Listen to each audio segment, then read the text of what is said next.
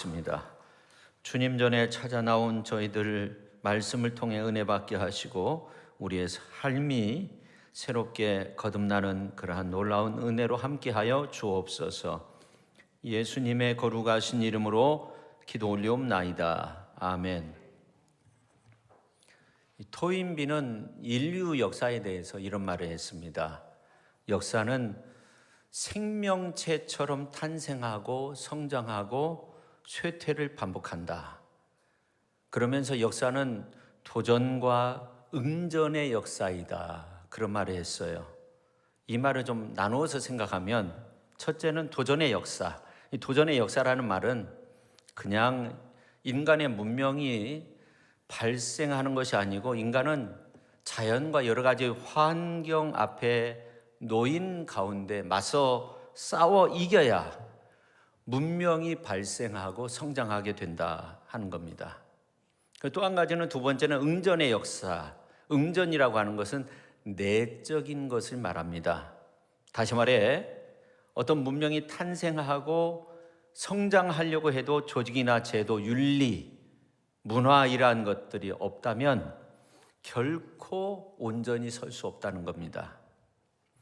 자, 그런 의미에서 오늘 사도행전 13장의 말씀은 인류 문명을 아주 송두리째 바꾼 기독교 역사의 출발의 현장이라고 그렇게 볼 수 있어요. 그 말씀이 기록되어 있습니다. 지난 2000년 동안 기독교 문명도 어찌 보면 토인비의 말처럼 도전과 응전의 역사였습니다. 그러면 인류 문명을 송두리째 바꾼 기독교 역사의 출발지는 어디인가? 안디옥 교회, 안디옥이었다는 거죠.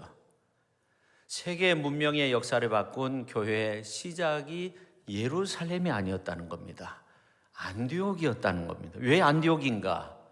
교세 때문도 아니고 영적 성숙 때문도 아닙니다. 예루살렘에 많은 핍박이 있었지만 교세나 또 신앙의 성숙도를 볼 때 안디옥 교회와 비교할 수 없었어요. 왜냐하면 예루살렘 안에는 사도가 있었어요. 그러나 안디옥에서는 그저 성도들이 그리스도인으로 그렇게 불리웠던 것이 전부였습니다. 그러니 예루살렘 교회는 핍박이 있었을 뿐이지 안디옥 교회와 비교할 수 없을 정도로 틀에 잡혀져 있었습니다. 근데 안디옥 교회는 예루살렘 교회가 가지고 있었던 것들을 이렇게 다 갖췄는데 특별히 아주 중요한 한 가지가 있었어요. 그게 뭐냐면 땅끝 비전입니다. 근데 예루살렘 교회는 예루살렘 온 유다 사마리아에서 막혔어요.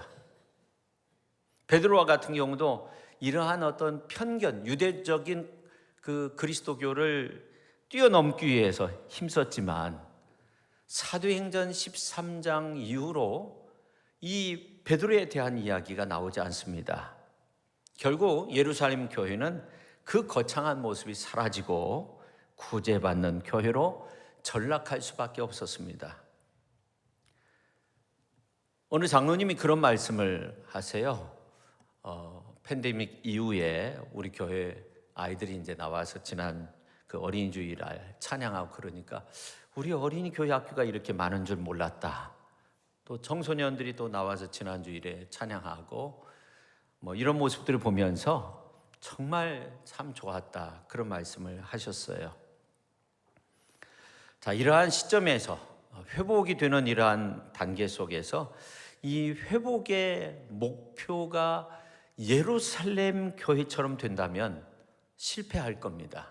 우리는 안디옥처럼 그렇게 땅끝을 품어야 되는데 우리 교회가 세상적으로 그냥 멋진 교회 이 정도면 하나님이 기뻐하시지 않을 거예요. 성령은 더 이상 우리 교회에 머물지 않을 겁니다. 요한계시록에 나오는 라오디게아 또 4대 교회처럼 책망받는 교회가 될 수도 있는 거예요. 그래서 우리 교회는 어떤 일에 있어서 하나님을 기쁘시게 하는 교회, 하나님의 은혜가 넘치는 교회, 하나님의 위로가 있는 교회, 또 인생길 험하고 마음 지쳐있는 영혼들에게 참 쉼과 기쁨을 줄 수 있는 그러한 복된 교회가 되어야 할 줄로 믿습니다. 그럴 때 성령의 은혜가 촉촉히 임하는 그런 따뜻한 교회의 모습을 지닐 수 있습니다. 자, 그러면 어떻게 이 안디옥 교회가 인류 문명을 송두리째 바꾼 기독교 역사의 출발 현장으로 볼 수 있을까 하는 겁니다. 다시 말씀드리지만 이 안디옥 교회는 땅끝을 향해 통로와 같이 쓰임받는 교회였어요. 제1차 선교 여행도 안디옥에서, 2차도 3차도 마찬가지입니다. 안디옥에서 시작했습니다.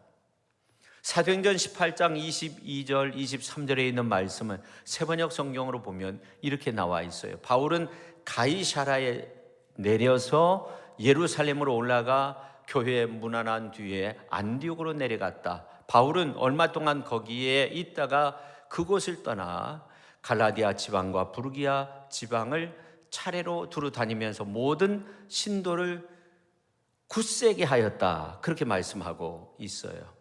그러니까 이 안디옥에서 시작하여 안디옥에서 쉼을 가졌고 안디옥에서부터 땅끝을 향해서 하나님의 복음을 전하는 놀라운 역사가 일어난 겁니다. 자, 오늘 이제 2절 말씀을 한번 보세요. 여기 보면 그들이 주님께 예배하며 금식하고 있을 때 성령이 그들에게 말씀하셨다. 자, 그러면 왜 안디옥인가? 왜 안디옥 교회가 이런 놀라운 사명을 감당할 수 있었는가? 오늘 이제 2절에 보니까 성령께서 말씀하셨다는 거예요. 그러면서 너희는 나를 위하여 바나바와 사울을 따로 세워라. 내가 그들에게 맡기려 하는 일이 있다. 그렇게 말씀하고 있어요. 그래서 어떻게 되었어요? 자, 3절 말씀 우리가 같이 한번 읽겠습니다. 이에 금식하며 기도하고 두 사람에게 안수하여 보내니라. 아멘. 성령의 역사죠. 성령께서 사울과 바나바를 파송했어요. 다시 말해 안디옥 교회가 성령의 교두보가 된 거예요. 성령이 교회의 중심이 되니까 더 나아가 사도행전의 중심이 되고 더 나아가 세계 선교의 중심이 된 거예요. 그러니 인류 문명을 송두리째 바꾸는 기독교 역사의 출발지가 되었습니다.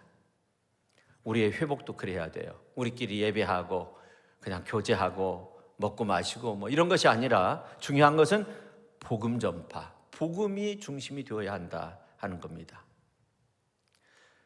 오늘 이제 말씀이 참 중요한데 저는 오늘 이제 사도행전에 나와 있는 이 안디옥 교회의 모습을 상고하면서 이 초대 안디옥 교회 성도들이 도전했던 이 땅끝의 도전, 또 응전, 사명이 오늘 우리 자신의 것이 되고 우리 교회의 목적이 되고 더 나아가 우리의 사명이 될 수 있기를 예수님의 이름으로 축원합니다.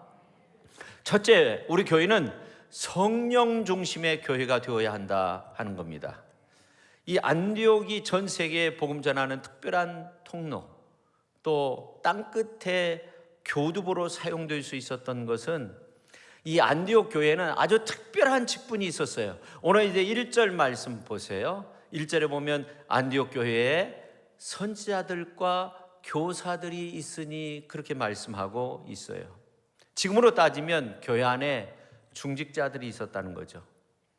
근데 1절 하반절에 있는 말씀을 보면 곧 바나바. 그러니까 바나바가 맨 처음 나오는 것은 바나바가 담임 목사격으로 활동했다는 것을 알 수 있어요.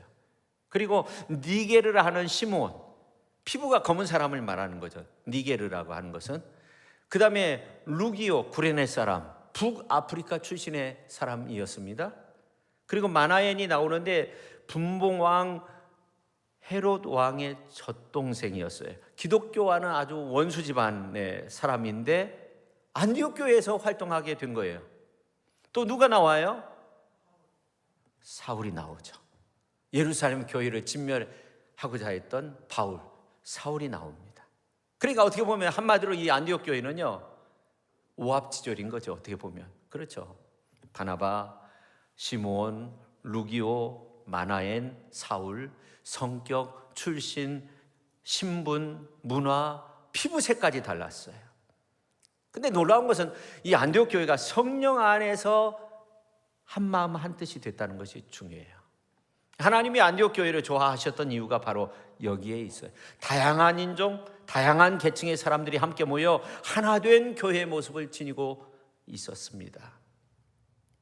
근데 성경에 보면 그 공동체의 모습들을 볼 수가 있는데 그 각자 개성이 남아있는 그런 모습이 아니었다는 것을 알 수 있어요. 우리가 샐러드를 먹으면 어때요? 각각의 맛이 다 남아있잖아요. 근데 안디옥 교회는 그런 맛이 남아있는 것이 아니라 그냥 다 집어넣고 며칠 동안 육수를 낸 것처럼 완전히 하나 된 그러한 모습이었습니다. 그러면 안디옥 교회가 무엇을 하나 되었을까? 굉장히 중요한데 우리 교회도 하나 되게 할 수 있는 복음적 원리가 오늘 성경에 있다고 생각하는데, 여러분, 이 교회는요 아주 다양한 사람들이 함께 모여서 예배드리고 신앙의 공동체를 이루고 있습니다. 근데 각자의 소리를 계속적으로 내면 어떤 일도 감당할 수 없어요. 이 초대교회는 적지 않은 공동체였어요. 안디옥 교회에 상당한 규모가 있었어요. 근데 그 다양한 사람들이 하나님 앞에 금식하며 기도했어요. 오늘 이제 2절 말씀 보세요. 주를 섬겨 금식할 때 그렇게 말씀하고 있어요. 바울과 바나바를 파송하기 위해서 금식한 것이 아니었어요. 늘 기도했어요. 금식하며 기도했어요. 금식하며 기도할 때 오늘 이제 2절 말씀 가운데 보면 하반절에 내가 불러 시키는 일을 위하여 바나바와 사울을 따로 세우라 그렇게 말씀하고 있어요. 아주 강력한 성령 하나님의 음성이 들린 거예요. 그럼 파송할 준비를 해야 되잖아요. 근데 오늘 성경 말씀을 보면 계속적으로 또 금식하고 기도했다. 오늘 이제 3절 말씀 같이 한번 읽겠습니다. 이에 금식하며 기도하고 두 사람에게 안수하여 보내니라. 아멘. 그야말로 파송 준비가 금식하고 또 기도한 거예요. 선교사 파송하기 위해서 모금하고 무슨 언어를 배우고 그런 것이 아니었어요. 그럼 왜 하필이면 금식하며 기도했을까? 이유가 분명히 있어요. 오늘 말씀을 보면 알 수 있어요. 파송받은 사울과 바나바가 맨 처음 선교 활동을 하였던 그곳이 어디냐면 구브로, 그 지역, 맨 처음 지역 구브로 섬의 살라미라고 그렇게 말씀하고 있어요. 그러니까 바나바와 이 사울이 안디옥에서 실루기아로 내려가서 배를 타고 구브로 섬의 서쪽 도시인 살라미에 도착하게 되었어요. 여러분, 이 구브로 섬은 작은 섬이 아니었어요. 동서 길이가 240km, 남북이 100km, 상당히 큰 섬이에요. 제주도보다 훨씬 더 큽니다. 제주도는 동서 길이가 74, 남북이 33. 그러니까 어떻게 보면 뭐 한 2배, 3배 정도 큰 섬이었어요. 그 섬의 출신이 누구냐면 바나바였어요. 그러니까 사울과 바나바가 안디옥에서 파송받아서 바나바의 고향 구브로 섬으로 간 거예요. 그리고 전도 활동을 하는데 이제 동쪽 항구였던 살라미에 도착해서 전도 활동을 시작하는데 이제 구브로 섬의 동쪽 끝에서부터 이제 서쪽 끝, 제주도로 따지면 서귀포와 같은 바보라는 지역까지 전도 활동을 하게 된 거예요. 그러니까 살라미에서 바보까지는 200km 정도 되는 거예요. 구브로 섬을 가로질러서 이제 하나님의 복음을 전하는 거예요. 근데 가보니까 누가 있냐면 마술사 엘루마라는 사람이 그쪽 지방을 완전히 꽉 잡고 있는 거예요.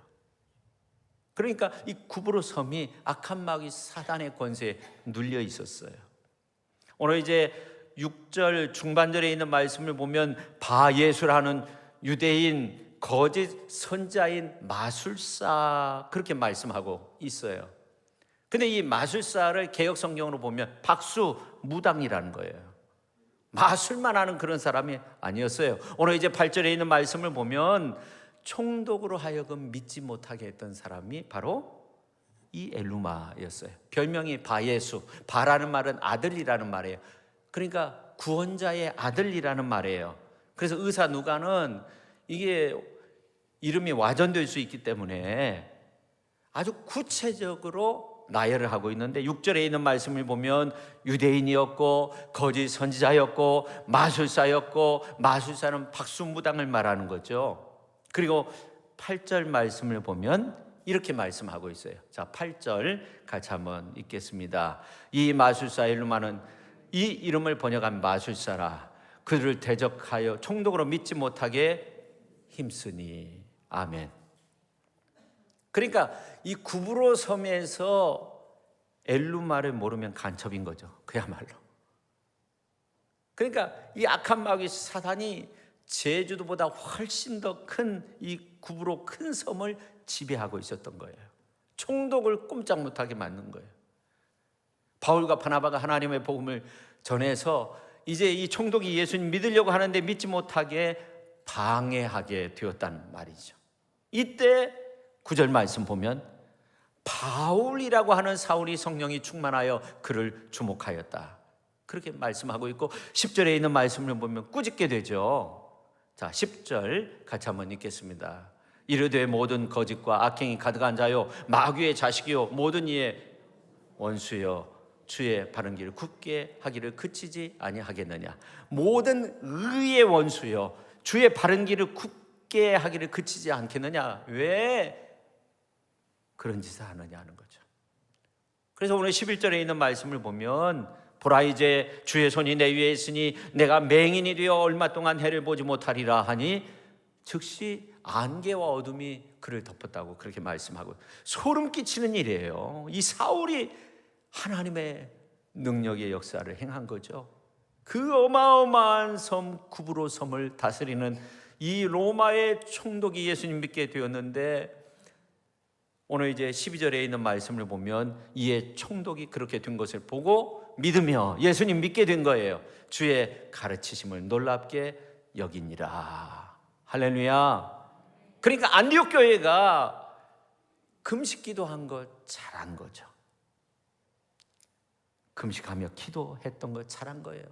안수하여 파송하고 이제 철벽과 같은 그러한 문제가 사울과 바나바 앞에 놓였을 때 그냥 기도로 밀어주니까 그 어려운 문제를 뛰어넘을 수 있었던 겁니다. 내가 기뻐하는 금식은 흉하게 결박을 풀어주며 멍에의 줄을 끌어주며 압제당하는 자를 자유하게 하며 모든 멍에를 꺾는 것이 아니겠느냐. 끌어주고 꺾는 것이 아니에요. 멍에를 끌어준다는 거예요. 꺾는다는 거예요. 그래서 금식하는 거죠. 그러니까 이 안디옥 교회 성도들이 금식하며 기도할 때 그 중에 정말 중직자였던 사울과 바나바가 비전을 보았던 겁니다. 그래서 2절에 나와 있는 것처럼 기도할 때 비전을 보았고 성령의 강한 음성을 들었고 그리고 바울과 바나바를 파송하였고 또 금식하고 또 금식한 거예요. 금식이 목적이 아니었어요. 그 목적이 뭐냐면 어떻게 보면 마귀 사단의 권세를 끊는 거예요. 이제 막 전도의 시작을 할 때 마귀 권세를 끊는 것이 가장 중요한 거 아닙니까? 지금 당장 시작하는 30살 여자 재테크라는 그러한 책이 있는데 남자에 비해서 여성분들이 부자 될 재능을 더 많이 가지고 있다고 합니다. 8가지 재능이 있는데 여자는 수학보다 산수를 잘한답니다. 물가를 피부로 느낀다고 해요. 가계부를 끼고 살고 월급 통장하고 친하다고 합니다.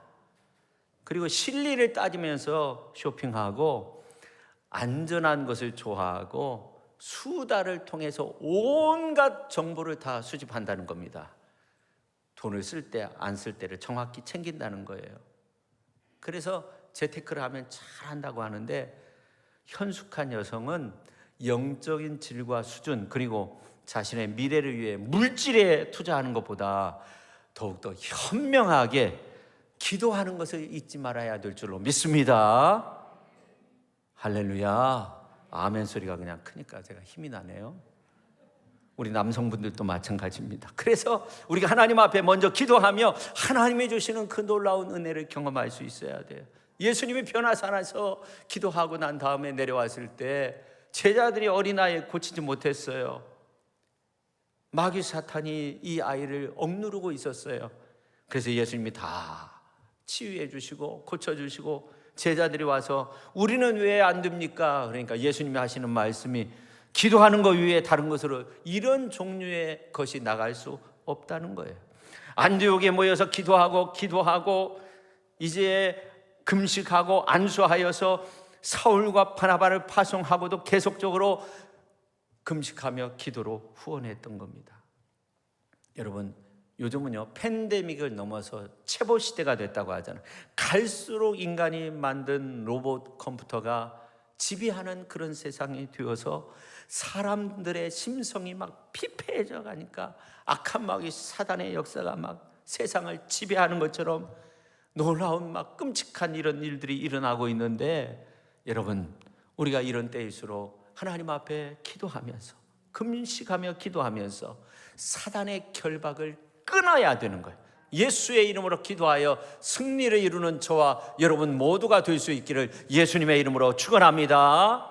두 번째, 이 복음의 원리는 성령이라는 거예요. 성령. 오늘 이제 2절에 보니까 주를 섬겨 금식할 때 성령이 이르시되 그렇게 말씀하고 있어요. 안디옥 교회는 성령을 따랐습니다. 5절 오늘 말씀 가운데 보면은 이제 두 사람이 성령의 보내심을 받아가지고 이제 하나님의 선교의 역사들을 이렇게 감당하는 이러한 모습들이 나오는데, 자기 마음대로 그렇게 간 것이 아니에요. 주를 섬겨 금식할 때 성령께서 말씀하셨다는 거예요. 왜 안디옥 교회가 성령을 따랐을까요? 분명한 이유가 있다고 생각하는데, 사도 바울이 고린도전서 12장 13절에서 이런 말을 한 적이 있어요. 우리가 유대인이나 헬라인이나 종이나 자유인이나 다 한 성령으로 세례를 받아 한 몸이 되었고 또 다 한 성령을 마시게 하셨느니라.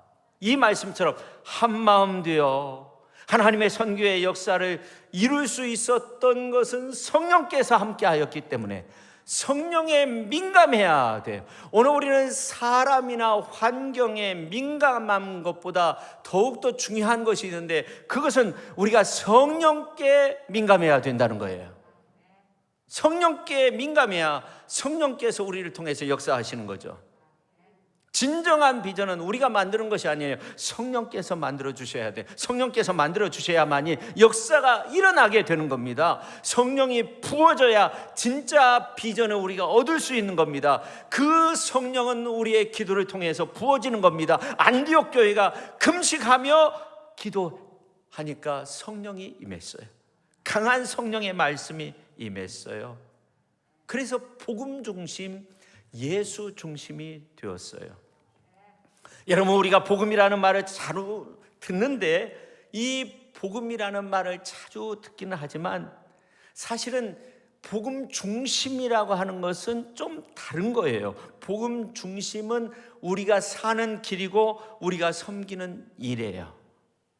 그래서 예수 중심, 복음 중심은 신앙화를 이루는 겁니다. 신앙이 사는 일은 어떤 때든지 복음 중심, 예수 중심이 되어야 합니다. 요즘 사람들의 마음이 좀 이상해졌어요. 어느 목사님이 편의점에 갔는데 어느 청년이 막 엄청나게 먹을 걸 사니까 먹을 거 참 많이 사네. 그랬더니 하는 말이 상관하지 말아요. 저희 아내가 이중주차례에서 전화 와가지고 차를 빼는데 차가 처음부터 빠져나갈 때까지 계속적으로 째려보더라 합니다. 요즘은 층간 소음으로 막 엄청난 일들이 일어나기도 하고, 미국에서 총기 난사 사건들이 더욱더 많아지고 있는데 그냥 이유 없이 그냥 언젠가는 이제 6살 아이를 태우고 학교에 데려다 주려고 하는데 차선이 엉켜가지고, 그래가지고 이제 손짓을 했나 봐요. 손짓을 했는데 날라온 것은 총알이 날라온 거예요. 그래가지고 6살 먹은 그 아이가 현장에서 죽은 거예요. 나중에 그 총 쏜 사람을 잡았는데 순간적으로 감정을 다스리지 못했다는 거예요. 화가 났다는 거예요. 여러분, 우리 인간은 한계투성이에요. 이 말세 지말에 우리의 모습을 보면 한계투성인 거예요. 사람에게 민감해가지고 손짓 한번 했는데 총알이 날아오는 그런 시대가 됐어요. 우리는 하나님께 민감해야 돼요. 옥중에서 사도 바울이 빌립보서를 썼는데 주 안에서 항상 기뻐하라. 다시 말하노니, 내가 다시 말하노니 기뻐하라. 너희 관용을 모든 사람에게 알게 하라. 주께서 가까우시니라. 그렇게 말씀했어요. 여러분, 우리는 사람에게 민감한 것이 아니라 우리 관용을 모든 사람에게 알게 하는데 목적을 두고 살아야 돼요. 어제 빵성교회 일을 하고 집에 가서 이제 주차를 하는데 이런 말씀이 떠올라요. 내가 줄일 때 너희가 먹을 것을 주었고, 목마를 때 마시게 하였고, 나그네 되었을 때 영접하였고. 가만히 생각해 보니까 전에 그런 일을 한 적이 없었던 거예요. 저는 이 일을 우리 모두가 참 선한 일, 기쁜 일인데, 그래서 시설에, 참 어려운 시설에 이렇게 와서 가져갔는데 처음으로 이제 1호예요. 우리 위원회가 이렇게 빵성교 위원회가 함께 결정을 해서 그렇게 했으면 좋겠다 해서 우리 교우님들은 거의 이제 돌았기 때문에 그렇게 했는데 참 우리가 보람된 일을 한다 그런 생각을 했어요. 성도 여러분, 주님을 가까이 하시기를 바랍니다. 하나님께 민감하면 우리는 승리할 수 있는 거예요. 근데 참 놀라운 것이 오늘 이제 말씀 이제 아주 본격적으로 들어간다고 생각하면 되는데 오늘 9절 말씀 보면 이 바울이라고 하는 사울이 성령 충만했다는 거예요. 그러니까 이 성경에 이 바울이라고 하는 이름이 처음 나오는 장면이 오늘 본문 말씀이에요. 그전에는 사울이라고 불렀어요.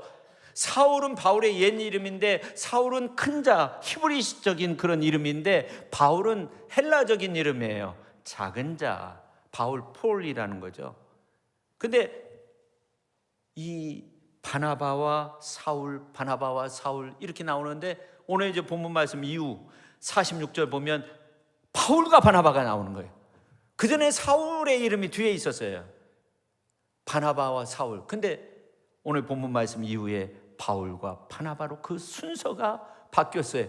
성경의 이름의 배열이 바뀐 거예요. 굉장히 의미 있어 보이지 않습니까? 의도적인 거 아닙니까?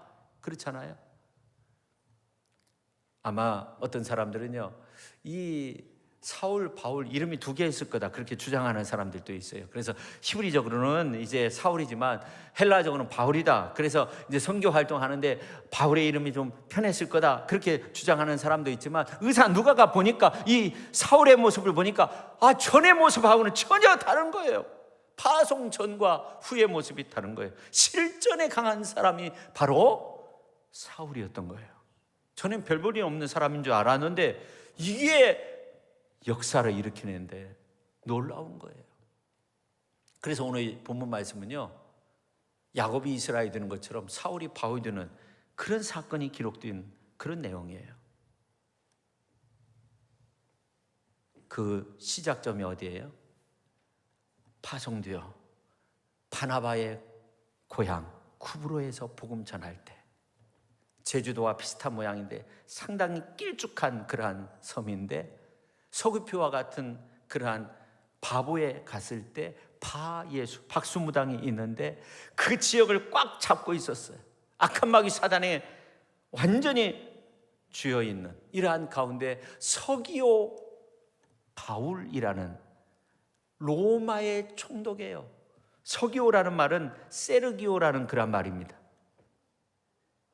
근데 이 사람이 예수님 믿게 되었는데 예수님 믿지 못하게 힘쓰니까 이거는 뭐예요? 영적 전쟁인 거 아닙니까? 총독이 예수님 믿으면 어떻게 돼요? 그 지역이 변화되는데 이제 이 엘루마가 믿지 못하게 하는 거예요. 영적 전쟁이 시작된 거예요. 여기서 지면 어떻게 돼요? 세르기오가 이제 어떻게 해요? 명령 내리면 저들 집어넣어 처단해버려. 그러면 사도행전 13장으로 끝나는 거예요. 바나바와 사울이 무슨 힘이 있겠어요? 아무런 힘도 없어요. 복음 전하고 있는 거예요. 근데 사울은요 담대한 거예요. 영적 전쟁이 시작되니까 이 박수무당이 자신의 정체를 드러내게 되는데 10절 말씀을 세번역 성경으로 보면 너 속임수와 악행으로 가득 찬 악마의 자식아, 모든 정의의 원수야, 너는 주님의 바른 길을 굽게 하는 짓을 그치지 못하겠느냐. 그렇게 말을 하는 거예요. 그러니까 이 바울은 실전에 강한 사람이에요. 실전에 강한 사람은요 어때요? 막히면 막힐수록 강해지는 거예요. 바나바는요 인간미가 나타났어요. 바울과는 전혀 달랐어요. 그러니까 이름이 바뀌어져요. 바울과 바나바. 사울의 이름이 바울로 바뀌어져요. 순서도 바뀌어져요. 그렇습니다. 바울은 현장에서 강한 면모를 가지고 있었어요. 아주 훌륭한 복음의 사람이었어요. 그것을 누가 봤어요? 누가가 본 거예요. 그래서 이름을 바꿔버린 거예요. 어떻게 보면. 그래서 엘루마가 현장에서 맹인이 되니까, 그리스도의 능력이 나타나니까 어떻게 돼요? 총독이 예수님 믿게 되었다는 거예요. 그 이후 바울은요 예수만 전하는 사람이 되었는데, 자 23절 말씀 우리가 같이 한번 읽겠습니다. 23절, 하나님이 약속하신 대로 이 사람의 후손에서 이스라엘을 위하여 구주를 세우셨으니 곧 예수라. 구주를 세우셨는데 구주 예수님만 전하고 있는 거예요. 그러니까 이 바울의 중심에는 누구밖에 없어요? 예수 중심, 예수밖에 없어요. 예수밖에 없는 거예요. 인류의 모든 소망이 예수님, 구세주 예수님밖에 없다는, 우리의 소망도 예수님 한 분뿐이에요. 그러므로 우리의 삶의 도전과 응전도 사실은 예수밖에 없는 거예요. 오늘부터 예수 중심으로 승리하시기를 바랍니다. 예수님께 예배하는 거고 예수님만 드러내는 거고, 우리 중심의 그 본체가 오직 예수가 되어야 하는 겁니다. 근데 여러분은 두 번째, 세 번째, 네 번째, 다섯 번째 그렇게 돼 있는 모습은 아닙니까? 우리 신앙의 삶에서 토인비가 말한 것처럼 우리의 신앙의 삶은 도전과 응전이 되어야 합니다. 이제 우리는 어떤 난관도 예수의 이름으로, 예수님의 이름으로 뚫고 일어설 수 있는 사울이 아닌 바울이 되어야 돼요. 바나바가 아닌 바울이 되어야 하는 겁니다. 이제 말씀을 맺고자 하는데, 지난 월요일 15일은 스승의 날이었어요. 우리 교단에서 이제 교단 전체가 모여서 시국교도회를 한다고 해서 대형 버스를 타고 서울시청 앞 광장에 딱 내리니까 이태원 참사 당한 그 고인들의 영정이 있는 곳이었어요. 딱 내리니까 그래요. 야, 어떻게 저렇게 젊은 사람들만 다 골라서 이렇게, 참 너무나 눈물이 나는데 간신히 눈물을 참고 1시간 반 정도 기도회를 마치고 이제 가도 행진이 시작됐어요. 시청 앞 광장에서 숭례문을 거쳐서 서울역까지 한 2.5km 정도 되는데, 그 많은 목사님들이 검정 가운을 입고 그 더운 날 그 길을 걷는데, 이게 참 그 길을 걷는 것이 어렵죠. 차도지만 서울에서 어떻게 보면 참 멋진 그런 거리인데, 저는 그 눈물이 막 쏟아지는 거예요. 야, 왜 이렇게까지 되었을까? 왜 목사님들이 이렇게 나와서 기도할 수밖에 없게 되었는가? 나라와 민족을 위해서 정말 기도해야 되겠다, 그런 생각을 했어요. 근데 다행히 선글라스를 써가지고 그래도 괜찮았어요. 여러분, 시청 앞 광장 하면 대한민국 막 새벽에 무슨 중요 경기가 있으면 막 거기에 초저녁부터 모여가지고 막 설레임으로 그렇게 노래하고 목이 터져라 외쳤던 그런 장소인데, 그렇게 된 거예요. 저는 복음 들고 땅끝을 바라보며 출발하는 바울의 모습을 한번 생각해 봤어요. 처음 복음 전하는 거 아닙니까? 처음 파송된 거 아닙니까? 사울과 바나바. 인간적으로 볼 때 두려움도 앞서고 이게 어떻게 될 건가? 저는 생각할 때 그런 바나바와 사울 아니었다고 생각해요. 설레임 속에서 즐거움으로, 그야말로 그들은 땅끝 비전이 있었기 때문에 드디어 이제 우리가 땅끝을 향해서 나간다, 복음 들고 나간다. 그래서 이 복음은 언약궤와 같다고 생각하는데, 이 바울은 언약궤를 앞세운 다윗과 같은 모습이었다고 생각해요. 이 다윗이 하나님의 언약궤를 앞세우고 다윗성에 들어올 때 너무나 좋아가지고 바지춤이 내려가는 줄도 모르고 덩실덩실 춤을 추잖아요. 실제로 바울은 비시디 안디옥에서 복음 전하다가 다윗을 노래한 적이 있어요. 내가 이새의 아들 다윗을 만나니 내 마음에 맞는 사람이야 내 뜻을 다 이루리라, 이런 말씀을 전한 적이 있어요. 22절 말씀에 나와요. 저는 이 바울과 바나바가 복음 들고 안디옥에서 실루기아로 내려가서 배를 타고 이제 항해하여서 구브로로 갈 때 저들의 마음이 정말 다윗과 같이 그 기쁨이 가득한 마음으로 걱정 근심에 사로잡혀서 슬픔에 가득한 모습으로 눈물을 흘리면서 그렇게 항해하는 것이 아니라 그야말로 앞날에 대한 어떤 기쁨과 희망 속에서 출발했다고 생각해요. 저는 오늘 우리가 예배 마치고 돌아갈 때 우리의 모습이 그런 아름다운 모습이 되어야 한다고 생각해요. 우리 시천의 성도님들의 모습이 그런 아름다운 춤추는 모습이 되어야 한다고 생각해요. 그때는 성경도 없었어요. 그냥 자신을 지배하고 있는 그 복음이 있기 때문에 두려움보다는 기쁨으로 나갔어요. 다윗은 언약궤를 모셔오면서 이렇게 찬양하잖아요. 역대상 16장 31절, 하늘은 기뻐하고 땅은 즐거워하며 야훼께서 등극하셨다 하고 만방에 외치어라 그랬어요.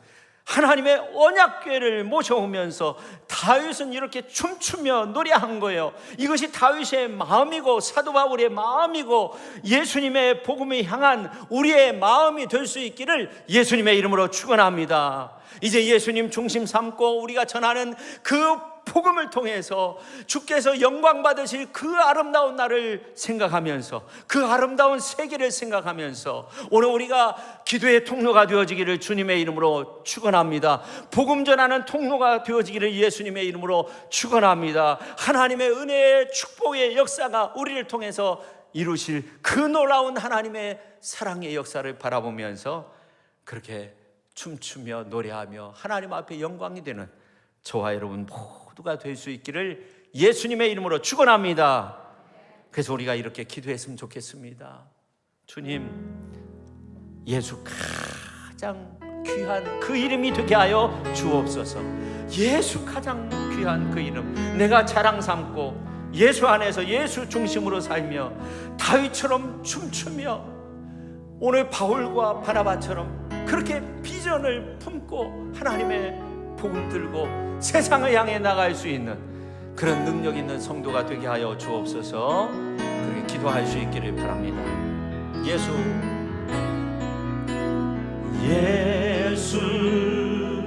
가장 귀한 그 이름, 예수 언제나 기도 들으사, 오 예수 나의 손 잡아주시는 가장 귀한 그 이름. 예수 찬양하기 원하네.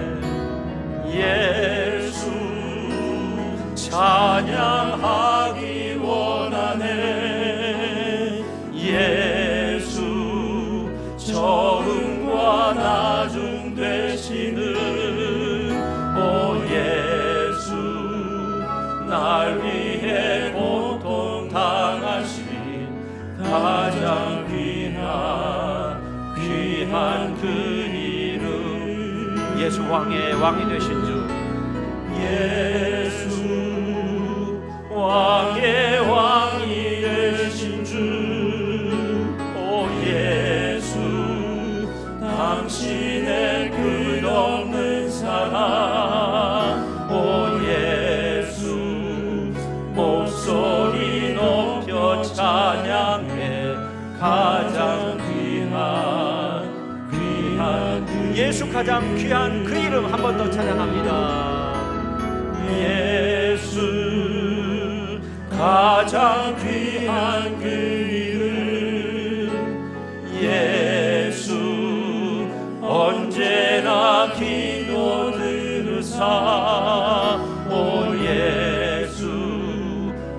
나의 손 잡아주시는 가장 귀한 그 2절까지 예수 찬양하기 원하네.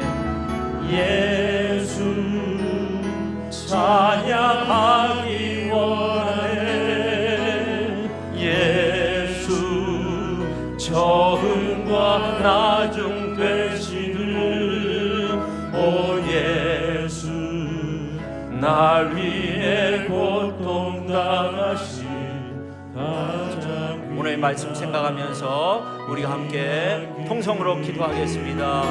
하나님 아버지 감사합니다. 함께 기도합니다. 아버지 하나님 이렇게 저희들 주님들의 찾아 나왔습니다. 예수 가장 귀한 그 이름, 예수 가장 귀한 그 이름, 예수 왕의 왕이 되신 주 아버지 하나님이여 모든 구브로의 아버지 하나님이여 모든 악한 역사들 아버지 하나님이여 멈추시고 하나님 아버지 놀라운 은혜의 역사가 충만토록 그렇게 인도하여 주셔서 구브로가 총독을 비롯한 많은 사람들이 예수 믿는 그러한 아버지 하나님이여 나라가 되도록 그렇게 만들어 주셨던 것처럼 하나님 아버지 이 나라 이 민족을 기억하여 주옵소서.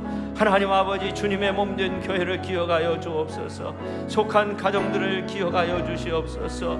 아버지 하나님이여 오늘 말씀은 사울이 바울 되어지는 말씀입니다. 아버지 하나님의 여러 가지 어려움에 직면했을 때 사울은 담대하게 일어섰습니다. 예수의 이름으로 일어섰습니다. 하나님 아버지 오늘 우리가 인생길 걸을 때 여러 가지 많은 어려운 문제가 있을 수 있는데 우리가 예수의 이름으로 아버지 하나님이여 뛰어넘게 하시고 넘어서게 하시고 극복하게 하시고 승리하게 하시고 축복의 영광을 누릴 수 있는 아버지 하나님의 위대한 하나님의 사람들이 다 될 수 있도록 주여 도와 주시옵소서. 주께서 함께하여 주옵소서. 하나님 아버지 감사드립니다. 오늘 이렇게 우리가 귀한 말씀을 통해서 사울과 바나바가 구브로 섬에서 놀라운 하나님의 능력의 역사를 이룸으로써 정말 앞길에 여러 가지 어려움의 요소들이 다 해결함 받고 복음으로써 놀라운 승리의 역사를 이루었던 것처럼 하나님 아버지 우리가 인생길 걸을 때 여러 가지 어려운 문제가 있지만 예수의 이름으로 분연히 일어서서 온전한 승리의 역사를 이루게 하시고 바울과 바나바가 복음 들고 구브로를 향해서 가는 배를 타고 항해할 때 정말 하나님 주시는 큰 비전을 품었던 것처럼 우리 교회 모든 성도님들이 다윗과 같이 정말 하나님의 복음 들고 세상을 향해 나갈 때 바울과 같이 나갈 때 바나바와 같이 나갈 때 하나님의 놀라운 구원의 역사들을 크게 일으킬 수 있는 위대한 하나님의 사람들이 다 되게 하여 주옵소서. 예수님의 이름으로 기도하옵나이다. 아멘.